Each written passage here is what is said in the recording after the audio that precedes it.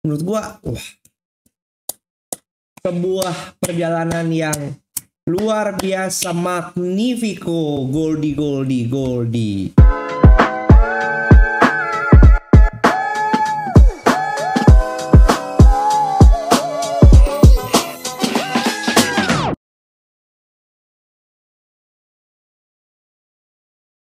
Hai guys, balik sama gue William Sudana, dan hari ini kita akan bahas perjalanan XAUUSD untuk seminggu ke depan, yaitu tanggal 24 sampai 28 Juni, yang juga ini merupakan minggu terakhir di bulan Juni. Oke? Jadi nge-recap aja dari apa yang udah kita bahas sepanjang minggu lalu lah ya. Oke? Dari minggu lalu gue kembali bilang ya, selalu berulang-ulang bilang ini XAUUSD masih turun. Kemudian di sini dibilang sabar, ya kan?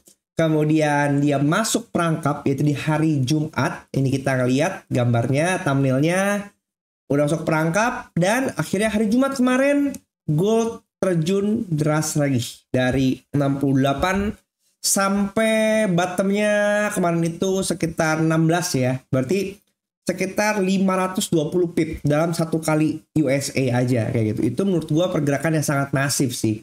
Dan mungkin juga ada yang margin call kalau mereka salah arah. Apalagi mungkin nggak pakai stop loss gitu ya. Makanya berharap pergerakan XAU tuh masih naik ke atas kayak gitu. Ya memang kalau kita melihat, buat gue sendiri ya, trap yang dibangun bahwa ini naik itu luar biasa membuat orang FOMO gitu. Tapi balik lagi, tipikal Jumat, gue udah bilang Jumat itu selalu Jumat keramat ya. Banyak banget korban yang terjadi.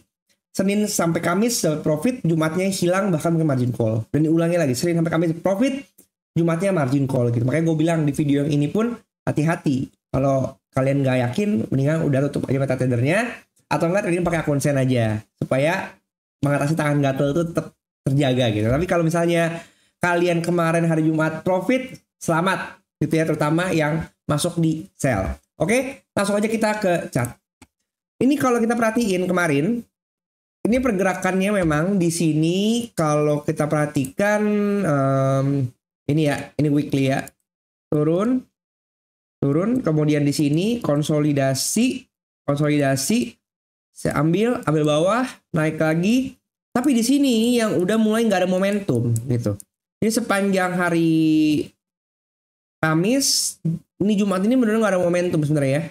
Benar-benar pas dari Eropa nih sekitar jam 3-an dia udah ngambil high before daily-nya, kemudian retest lagi sekitar jam 5, jam 6-an dia retest ke atas lagi, tentu R1 daily. Kemudian langsung habis dibabas sampai bawah. Ya kalau kita lihat pergerakannya range lebar banget dari R1 daily sampai bahkan jebolin LB daily ya. Jebolin LB daily. Dan ini ngeliatin R1 daily bahkan balik lagi ke pivot weekly. Menurut gua ini masif banget sih. Sehingga membuat candle weekly yang awalnya merah biru pekat ke atas menjadi merah.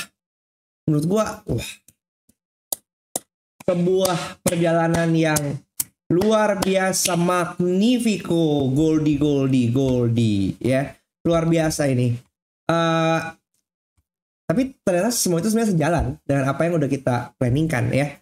Kalau misalnya kita lihat ini mapping area yang sudah gua canangkan dari minggu lalu.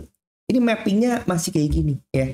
Dan kita ngelihat ini area biru, ini adalah area re-entry week yang udah di planning dari video sebelumnya gitu. Kalau lihat nih ya videonya dari di sini nih, ya silakan tonton ulang lagi.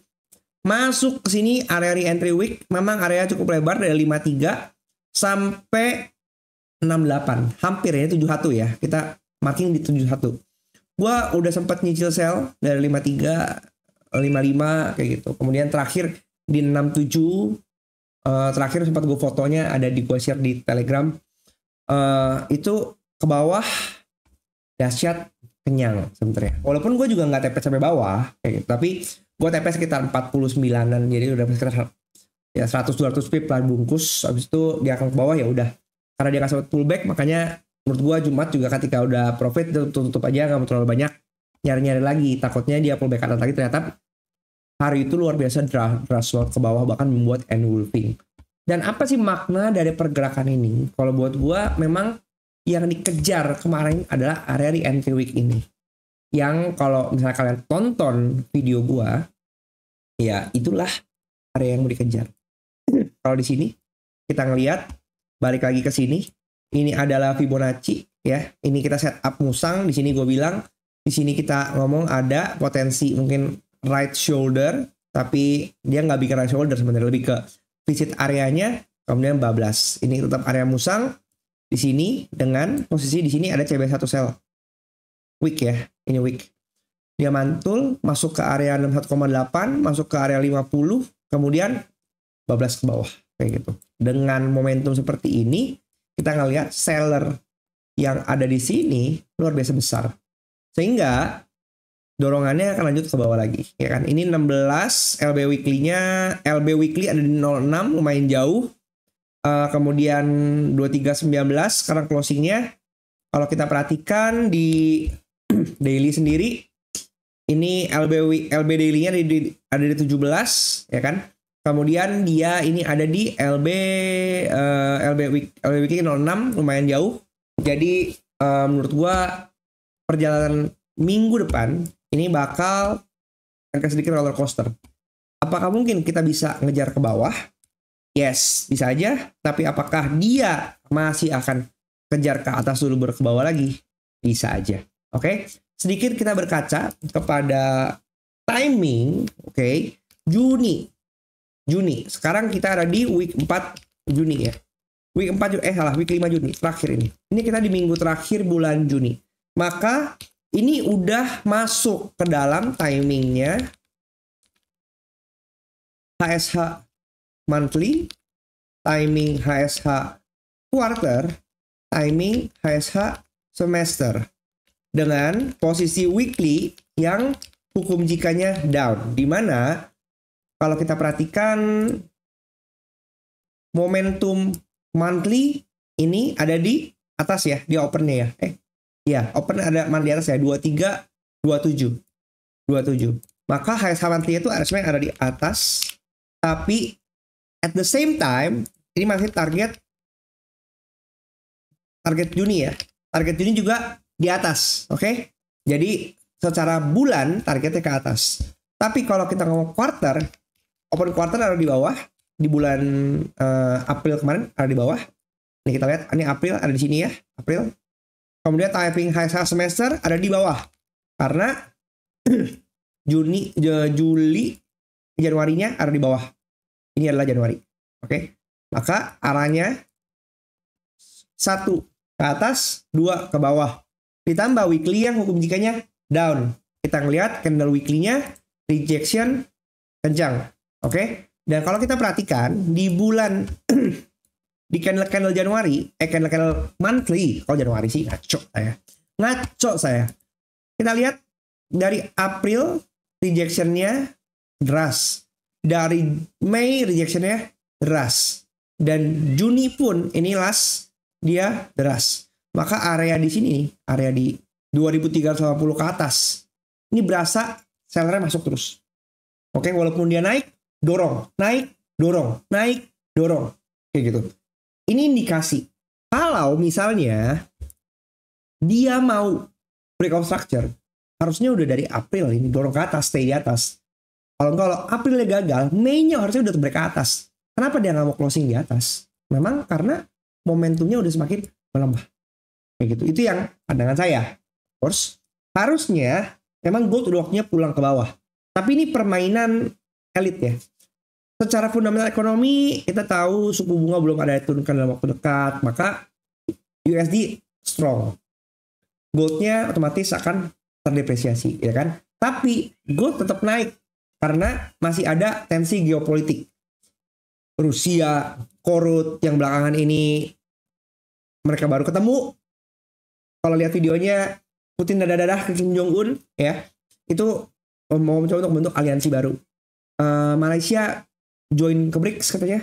Kemudian Ukraina masih, Iran, peperangan Hizbullah, Israel masih, itu yang menjaga gold tetap naik ke atas. Makanya dulu tarik-tarikannya ini lumayan kencang. Tapi kalau kita ngeliat bentuk candlenya, memang area atas ini didorong terus ke bawah gitu. Maka ekspektasi kita lihat bulan Juni apakah dia akan closing merah kayak gitu. Kalau secara timing memang kita memperhatikan ini gitu. Sekarang kita lihat candle monthly, LB monthly itu di 277. Sekarang ada di 2319. Kalau kita ukur dari angka sekarang ke LB monthly, ini berapa? Sekitar 428 pips. Ya, 428 pips. Apakah mungkin? Kalau menurut saya bisa jadi. Kenapa tidak? Karena kalau kita ngelihat pergerakan daily kemarin aja, yang ini adalah 380 ya. Oh, 500-an pip ya. Karena dari kita ngomong dari 68 sampai 16 gitu. Sekitar 520 pips. Kalau kita ngomong dari open to close-nya nggak nyampe, sekitar 388. Tapi itu 520 pips satu hari. Atau kita ngomong yang candle NFP. Dia ini hampir 1000 pips sehari. Jadi mungkin aja. Apa yang nggak mungkin untuk gold? Jadi untuk sisa waktu yang ada, kalau kita ngelihat, sisa 428 pip ya dari posisi sekarang ke LB monthly. Apakah mungkin dikejar? Bisa jadi. Hanya tidak ada yang tahu apakah itu mau dikejar atau enggak dalam waktu seminggu ini. Oke, tapi kita bisa antisipasi itu melihat pergerakan wick yang gerakannya ke bawah. Oke, ada apa sih di minggu depan? Kalau kita perhatikan minggu depan itu rata-rata menurut gue sih nggak ada yang gimana-gimana banget. Di sini bahkan kita ngelihat CB consumer confidence-nya menurun ya dari previousnya, forecast-nya menurun. Artinya sebenarnya di sini bisa good for USD. New home sales juga di ini naik, ini bisa good for USD, ini bad for USD. Kira-kira gold bisa naik, tapi ini good for USD karena jumlah penjualan naik, ekonomi bagus. Jobless claim-nya menurun, berarti ini bisa good for USD, GDP quarter, ya kan? Kita belum lihat ini berapa angkanya. Core PCE price index-nya juga belum keluar. Tapi kira-kira begitu adalah berita yang akan terjadi di minggu depan.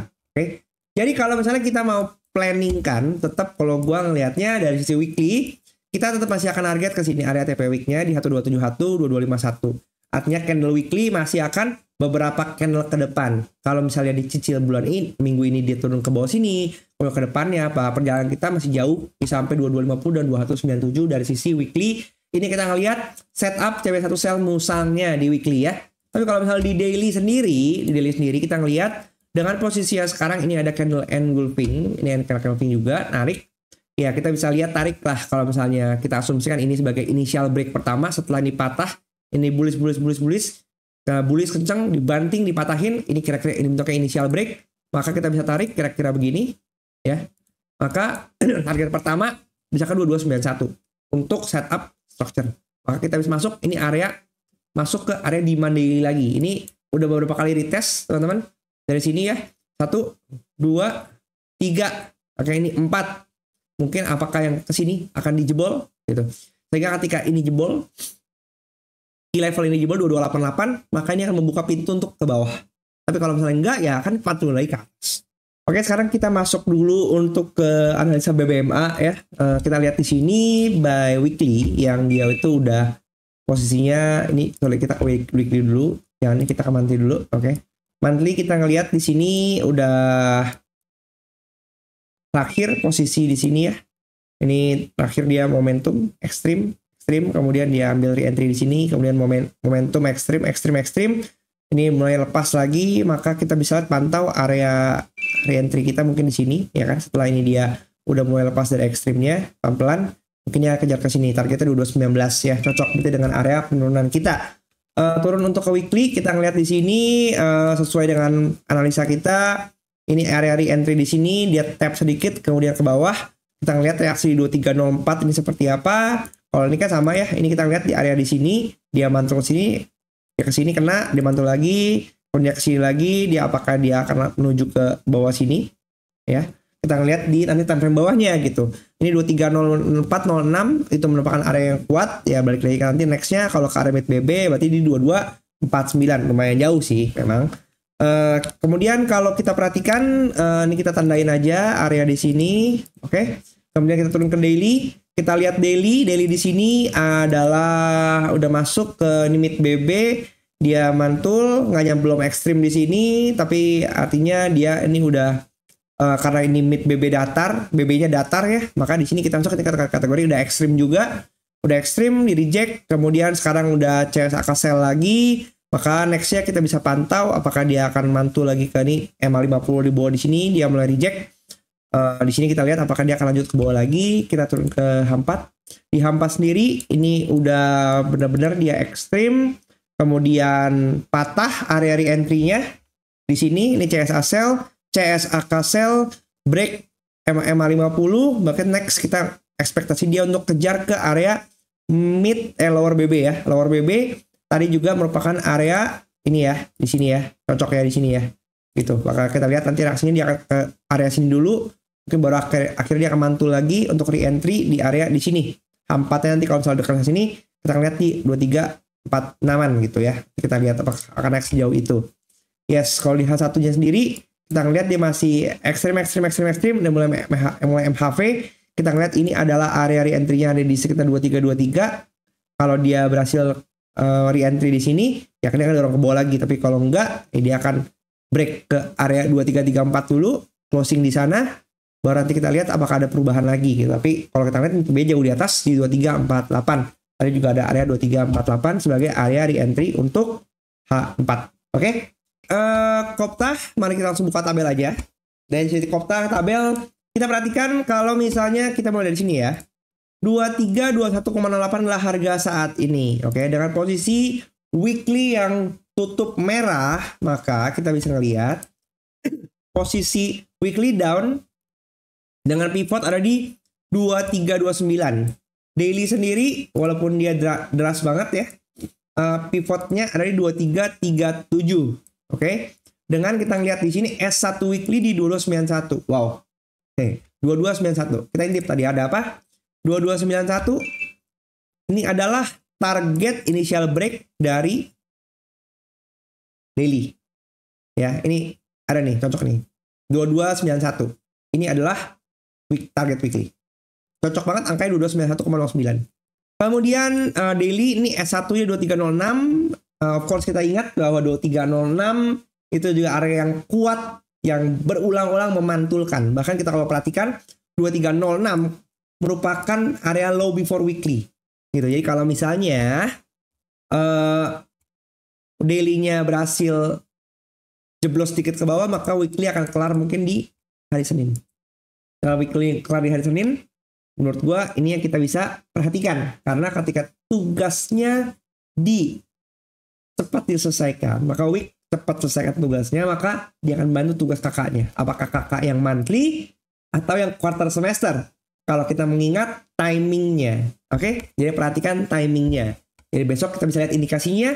Kalau LB week dijebol duluan di daily yang mungkin momentumnya kuat, maka kita bisa antisipasi, hati-hati apakah dia akan lanjut untuk melakukan ke bawah lagi atau dia akan bantu monthly yang mau ke atas lagi. Karena tetap aja teman-teman pasti ada yang berpikiran, nah ini cuma pullback, dia akan mantul lagi ke atas. Pasti semua orang punya analisa yang berkebalikan, dan it's fine.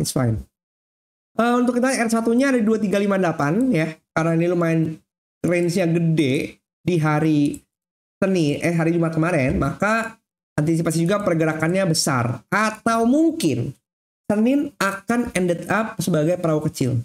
Karena seperti gue bilang bahwa perahu kecil, ingat perahu kecil, perahu besar, ternyata dibalas perahu besar lagi. Setelah mungkin ini kencang begini, mungkin Senin akan sideways. Jadi juga karena toh nggak ada momentum berita besar ya di hari Senin. Itu yang bisa kita pantau 2358, 2306, 2291, 2253. Oke. Kalau kita turunin lagi sedikit, nggak ada momentum apa lagi. Di sini kita ngelihat RPS terlihat ideal. Oke. Lihat di sini H4-nya up ya. H4-nya up dengan 2321.